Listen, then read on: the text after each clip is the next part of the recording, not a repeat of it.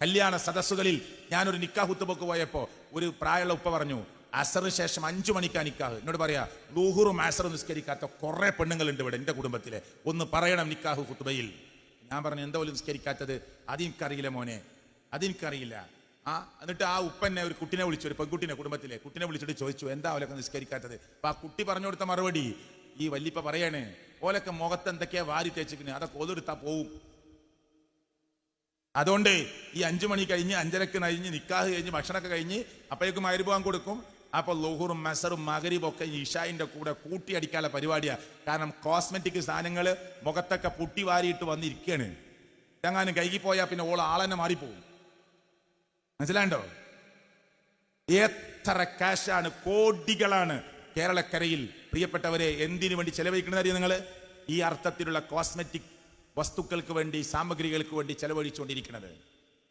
ചുണ്ടും ചോപ്പിച്ചിറങ്ങുക. ചിലപ്പോൾ ഈ ക്ലാസ് കേൾക്കാൻ വന്ന കൂട്ടത്തിലേറെ ഉണ്ടാവും. നിങ്ങൾ കേൾക്കണമെന്നില്ല, പെട്ടെന്ന് പോയിക്കോളി. തമാശ പറയല്ല, വളരെ ഗൗരവത്തോടു കൂടി മനസ്സിലാക്കാനാണ് ഞാനിത് പറയുന്നത്. നിങ്ങൾ ക്ലാസ് കേൾക്കേണ്ടെന്ന അർത്ഥത്തിലല്ല. ചുണ്ട് ചുമപ്പിച്ച് 2 കാര്യങ്ങളാണ് ഒന്ന് നടക്കണം. ഒന്ന്, ഇത് ഇസ്ലാം അനുവദിച്ചിട്ടില്ല. നമ്മുടെ മുഖവും മുൻകൈയും മറക്കേണ്ടതില്ല എന്ന് പറഞ്ഞ, മറക്കണമെന്ന് പറഞ്ഞ പണ്ഡിതന്മാരാ ലോകത്ത് ഭൂരിപക്ഷം. ആയിക്കോട്ടെ, നീ മുഖവും മുൻകൈയും മറക്കണ്ട, എന്നാ പിന്നെ മുഖത്ത് വർണ്ണം തേച്ച് ചുണ്ട് ചുമപ്പിച്ച് ആളുകളെ അട്രാക്ട് ചെയ്യുന്ന വിധത്തിൽ പുറത്തിറങ്ങി നടക്കാൻ ആരാ? ഒരു സ്ത്രീക്ക് പുറത്തേക്ക് വരുന്ന സുഗന്ധം പോലും ഉപയോഗിക്കാൻ പാടില്ല എന്ന് പറഞ്ഞാൽ എന്താ? ആളുകളുടെ ശ്രദ്ധ അങ്ങോട്ട് തിരിയുന്ന. കുലുങ്ങുന്ന പാദസരം ഉപയോഗിക്കേണ്ട എന്ന് പറഞ്ഞാൽ എന്താണ്? ആ സ്ത്രീ നടന്നു പോകുമ്പോൾ അതിന്റെ പേരിൽ ആളുകൾ നോക്കിപ്പോവരുതെന്ന നിലക്ക. എന്നിട്ട് ചുണ്ട് ചുമപ്പിച്ച് നടക്കുക, വാരി തേച്ച്. എന്നിട്ട് ഭാവിയിൽ എന്താ വരാൻ പോണത്? ഇതുമായി ബന്ധപ്പെട്ട ഈ കോസ്മെറ്റിക് സാധനങ്ങൾ ഉണ്ടാക്കുന്ന സാമഗ്രികളെ കുറിച്ചൊക്കെ ഒന്ന് പഠിച്ചു നോക്ക്. ക്യാൻസർ പോലെയുള്ള മാരകമായ രോഗങ്ങൾ നമ്മുടെ ശരീരത്തിലേക്ക് വിളിച്ചു വരുത്തുക. എന്തൊക്കെ ദൂർത്താ നടക്കുന്നത്? ബുർജ് ഖലീഫന്റെ ആകൃതിയിൽ, നിങ്ങൾ ശ്രദ്ധിച്ചോ? നിങ്ങൾ കണ്ടില്ലേ യൂട്യൂബില്? ബുർജ് ഖലീഫന്റെ ആകൃതിയിൽ. ബുർജ് ഖലീഫ എന്ന UAE ദുബായിലെ ഇന്ന് ലോകത്തെ ഏറ്റവും ഉയരമുള്ള ബിൽഡിംഗ്. ആ ബിൽഡിങ്ങിനെ മറികടക്കുന്ന ബിൽഡിങ്ങിന്റെ പണി നടക്കുന്നുണ്ട് സൗദിയിൽ. ബുർജ് ഖലീഫയുടെ ആകൃതിയിൽ മിഠായി ഡെക്കറേറ്റ് ചെയ്തിരിക്കുക, 10-15 മീറ്റർ ഹൈറ്റില്. എന്നിട്ട് ക്രെയിന് കൊണ്ടുപോയി നിർത്തിക്കുക കല്യാണ വീട്ടില്. എന്നിട്ട് ക്രെയിനിൽ ഇങ്ങനെ താഴോട്ടിറക്കുക. പുതിയ പുതിയാപ്പിളെ അടിയിൽ നേരെ നിൽക്കുക. എന്നിട്ട് ഈ ക്രെയിൻ ഇങ്ങനെ താത്തി കൊടുക്കുമ്പോൾ അതിന്റെ താഴെ പുതിയാപ്പിള ഇങ്ങനെ കൈവെക്കുക. എന്നിട്ട് പുതിയണ്ണിന്റെ കയ്യിലേക്ക് ഇങ്ങനെ ഓനല്ല കൊടുക്കണേ, വലിയ ഭാരല്ല, വലിയൊരു ബുർജ് ഖലീഫന്റെ ആകൃതിയിൽ. എത്ര മനുഷ്യർ പാവങ്ങളുണ്ട് ലോകത്ത്. ഈ ദൂർത്തും പൊങ്ങച്ച് അവസാനിക്കാനായിട്ടില്ലേ? കൊറോണ വന്നപ്പോ, വാപ്പ മരിച്ചപ്പോ ആ 4 മക്കൾക്കും പേരക്കുട്ടികൾക്കും ഒന്നിച്ച് നിസ്കരിക്കാൻ പറ്റാതെ ഒറ്റക്കൊറ്റക്ക് പോയി നമസ്കരിച്ചത് മറന്നു ഈ ഉമ്മത്ത് അല്ലേ? നിങ്ങൾ വീട്ടിൽ കല്യാണം നടക്കുമ്പോൾ 20-ൽ കൂടുതൽ ആളുണ്ടാവരുത്, 40-ആയി, പിന്നെ 50-ആയി, 100-ആയി, അങ്ങനെ പതുക്കെ പതുക്കെ അനുവദിച്ചു തന്ന വൈവാഹികമായ രംഗങ്ങൾ, വിവാഹ രംഗങ്ങൾ ഈ മുസ്ലിം ഉമ്മത്തും സമൂഹവും മറന്നുപോയി. എന്നിട്ട് പെണ്ണ് കാണാൻ പോവുക. പെണ്ണ് കാണാൻ പോകുമ്പോ ആരാ പെണ്ണ് കാണേണ്ടത്? ഒരു ചെറുപ്പക്കാരൻ കല്യാണം കഴിക്കാൻ ആഗ്രഹിക്കുന്ന പെണ്ണിനെ അവനാ കാണേണ്ടത്, അവളാ കാണേണ്ടത്, അവരാ സംസാരിക്കേണ്ടത്. കൂട്ടുകാരെ കൂട്ടുന്നു. എന്നിട്ട് ഇവൻ ഇഷ്ടായി. എന്നിട്ട് അവനോട് എനിക്കിഷ്ടായോ? എനിക്കിഷ്ടായോ? എന്താ സമൂഹ വിവാഹ ഓളെ ആണോ? നിങ്ങൾ എല്ലാവരും കൂടി കല്യാണം കഴിക്കാൻ പോവുക. ഈ തോന്നിവാസം ഇതൊക്കെ ഇസ്ലാമിന്റെ പേരിൽ നടക്കണ്. എന്നിട്ട് ഓൻ കണ്ടു, ഓൻ ഇഷ്ടായി, ഓന്റെ കൂട്ടുകാർക്ക് ഇഷ്ടായി, പിന്നെ വാപ്പിയും ഒരു പോക്ക് പോയി, ഓലിക്കും ഇഷ്ടായി. പിന്നെ ഏളാപ്പാന്റെ മോള്, ഉമ്മാന്റെ അഞ്ചത്തിന്റെ മോള്, ഏട്ടത്തിന്റെ മോള്, കുടുംബത്തിലെ എല്ലാ സ്ത്രീകളും. ഒരാൾ താജ്മഹലിന്റെ ആകൃതിയിൽ മിഠായി, വേറൊരാള് കുത്തബിനാറിന്റെ ആകൃതിയിൽ മിഠായി, ഇവര് കാറിൽ ബാക്കിൽ ഗുഡ്സിൽ മിഠായി. എത്ര മനുഷ്യരുണ്ട്! അറിയപ്പെട്ട ബേക്കറിയിൽ വിളിച്ച് ചോദിച്ചു നോക്ക് നിങ്ങള്. കല്യാണത്തിന്റെ ഒരു പെണ്ണ് കാണൽ ചടങ്ങിനു വേണ്ടി ഡെക്കറേറ്റ് ചെയ്ത മിഠായികൾ എത്ര രൂപക്കാണ്? 50,000, 60,000, 80,000, 1,00,000.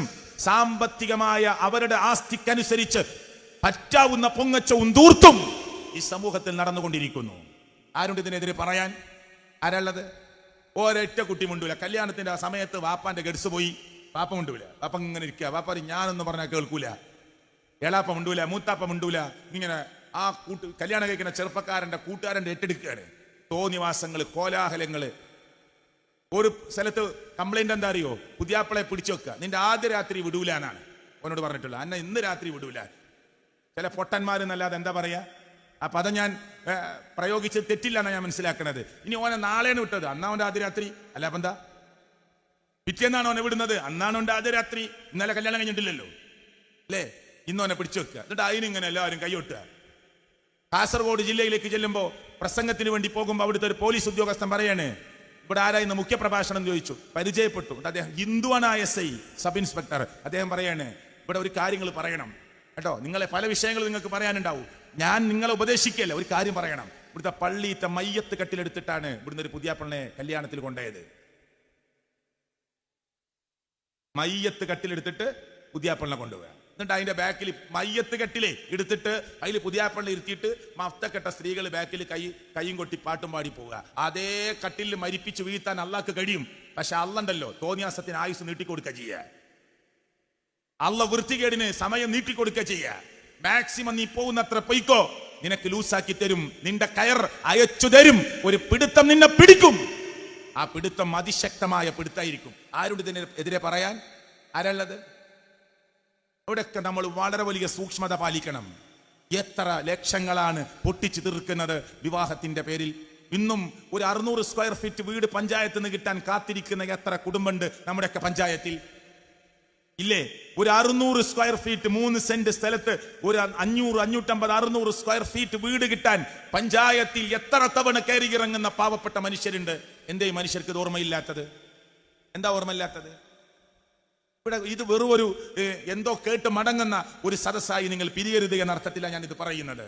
അവിടെ 4 സ്റ്റേണായി നിൽക്കാൻ ഒരു വാപ്പക്ക് കഴിയണം. ഇല്ലെങ്കിൽ വേണ്ട, ഈ ചടങ്ങ് അവസാനിപ്പിക്കണമെന്ന് പറയാൻ ഗഡ്സ് ഉണ്ടാകണം, ആണത്തമുണ്ടാകണം, നട്ടല് നിവർന്ന് നിന്ന് പറയാൻ ചങ്കൂറ്റം ഉണ്ടാകണം. ഈ തോന്നിയവാസം ഇവിടെ അനുവദിക്കില്ല എന്ന്.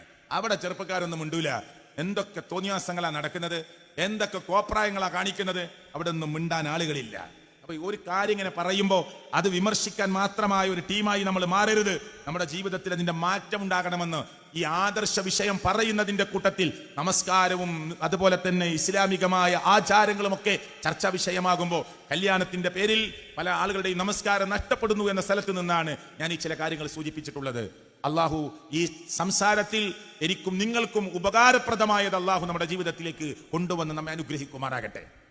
സഹോദരങ്ങളെ, ചിന്തിക്കണം. ഞാനത് വെറുതെ പറയല്ല. ഇതൊക്കെ ഈ പറയുന്ന കാര്യങ്ങളൊക്കെ സത്യമാണ്. നിങ്ങളൊക്കെ അത് അനുഭവിക്കുന്നുണ്ട്. ഞാനൊരു നിക്കാഹ് ഖുതുബ നടത്തുമ്പോൾ ഞാൻ ആ ഖുതുബൊക്കെ വിളിച്ച ആളോട് പറഞ്ഞു കേട്ടോ, അവിടെ ഇങ്ങനെ സ്റ്റേജിൽ ആവശ്യമില്ലാത്ത പാട്ടും മ്യൂസിക്കൊക്കെ ഉണ്ടെങ്കിൽ ഞാൻ ഖുതുബ പറയില്ല. നിങ്ങൾ എന്നെ വെറുതെ വിളിച്ചിട്ട് പ്രയാസപ്പെടേണ്ട. നിങ്ങൾ രാഷ്ട്രീയ രംഗത്തൊക്കെ അറിയപ്പെടുന്ന ഒരാളാണ്. പിന്നെ ഞാൻ നിങ്ങളെ ഇൻസൾട്ട് ചെയ്തു എന്ന് പറയരുത്. ഞാൻ അവിടെ ആ സദസ്സിൽ കണ്ടാൽ ഞാൻ തുറന്നു പറയും. ഒരു പ്രശ്നമല്ല. അവിടെ എന്ത് നിങ്ങൾക്ക് പറയാം. ഇസ്ലാം അനുവദിച്ചതൊക്കെ പറഞ്ഞോളൂ. ഞാൻ ചെന്നപ്പോൾ അവിടെ പാട്ട് കിടക്കുന്നുണ്ട്. ഞാൻ പറഞ്ഞത് പറ്റൂല, ഞാൻ പോവാണ്. അയാളെ ഓഫാക്കിപ്പിച്ചു. ശരി, ഓഫാക്കി. പരിപാടിയൊക്കെ നടന്നു. ഖുതുബ നിർത്തുകയാണെന്ന് കണ്ടപ്പോൾ ബാക്കിൽ നിന്ന് 4 കാലിങ്ങനെ പൊന്തിച്ച് പുതിയണ്ണിനെ അതിൻ്റെ ഉള്ളിലേക്ക് കയറ്റി ഒരു കൊടയും പിടിച്ചിട്ട് സ്റ്റേജുമൊക്കെ ഇങ്ങനെ വരുന്നു. ഞാൻ ചോദിച്ചു, എങ്ങോട്ടാന്ന്? നിക്കാഹിന്റെ ഖുതുബ അവസാനിക്കുക എങ്ങോട്ടാന്ന് ചോദിച്ചു. സ്റ്റേജിൽ കയറുന്നു. ഇങ്ങോട്ട് വരാൻ പറ്റില്ല, ഇങ്ങോട്ട് വരാൻ പറ്റൂല. അപ്പോ ഇയാൾക്ക് പ്രശ്നമൊന്നുമില്ല. ഇയാളോട് ആദ്യം തന്നെ ഇത് എഗ്രി ആയതാ. അപ്പൊ കുറെ രാഷ്ട്രീയ നേതാക്കന്മാരൊക്കെ ഉണ്ട്. വലിയൊരു സദസ്സ്, വലിയൊരു പൈസക്കാരനെ അയാളെ ഇൻസൾട്ട് ചെയ്തു, അപമാനിച്ചു. എന്താ ഇത് എന്നൊക്കെ ചോദിച്ചു. ഞാൻ പറഞ്ഞു അതൊക്കെ ഉത്തരം അദ്ദേഹം പറയും. അദ്ദേഹത്തോട് ആദ്യം സംസാരിച്ചതാ. എന്നെ തന്നെ വിളിക്കണമെന്നോ അല്ലെങ്കിൽ ഇതുപോലൊരു പ്രസംഗം നടത്തണമെന്നൊന്നും യാതൊരു നിർബന്ധമില്ലല്ലോ. ഇതൊക്കെ ആദ്യം പറഞ്ഞതാ. ഇതൊന്നും ഒരു വീട്ടിലെ മനുഷ്യന് വേണ്ടാന്ന് തോന്നിയാൽ പോലും വിട്ടുകൊടുക്കാത്തൊരവസ്ഥയിലേക്ക് സമൂഹം മാറിക്കൊണ്ടിരിക്കുകയാണ്. അള്ളാഹു ഉമ്മത്തിനെ കാത്തി രക്ഷിക്കുമാറാകട്ടെ.